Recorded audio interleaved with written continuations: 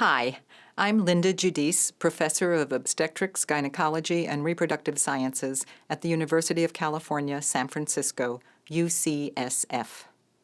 I'm a reproductive endocrinologist and founder of the UCSF program on reproductive health and the environment. I see mainly patients with infertility and women with endometriosis. You may wonder how I got involved in environmental health. It all began in 2002 when a patient asked if her infertility could be due to her having grown up on Love Canal in New York State. Together, we investigated endocrine-disrupting chemicals, air pollution, and other toxicants and their effects on human health, fertility, and development.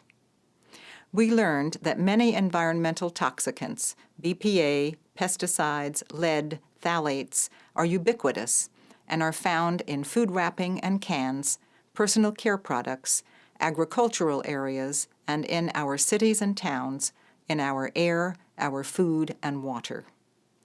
We learned that they act like estrogens or anti-androgens, or can interrupt normal cellular processes. It's no wonder that they have adverse effects on in utero development, in childhood, and at other critical times of life, disrupting health and causing disease, including infertility. Endometriosis is a condition where the lining of the uterus is found in abnormal locations, especially on the ovary and on the lining of the pelvis. When it exists there, it causes inflammation and is toxic to sperm and eggs and embryos. Also, the lining of the uterus in women with endometriosis is abnormal in that it does not permit efficient implantation of embryos. We learned that when a female fetus is exposed to an estrogen-like compound, like DES, she has nearly a twofold risk of developing endometriosis as an adult, and that adult exposures in women to PCBs and organochlorine phosphates are associated with endometriosis. Also, when non-human primates, our closest relatives, are exposed to dioxin, they develop endometriosis in a dose-dependent fashion. And in a mouse model of endometriosis, exposure to dioxin makes the disease worse. Surprisingly, most healthcare providers, policymakers, and the general public are unaware of these issues and the science behind them. Well, something had to be done.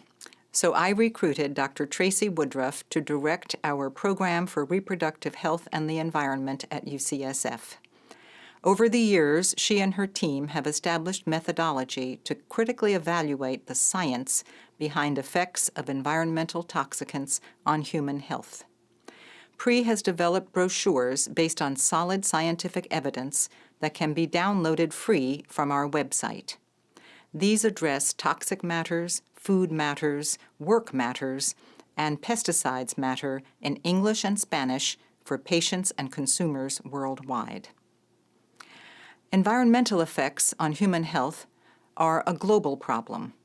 I have been working with PRE and colleagues in our national and international professional organizations to get this on the national and global agendas. At the global level, through FIGO, the International Federation of Gynecologists and Obstetricians, I chair the FIGO Working Group on Reproductive and Developmental Environmental Health. This working group is addressing education, research, and health policies consistent with the World Health Organization Sustainable Development Goals to make this a better world now and for future generations.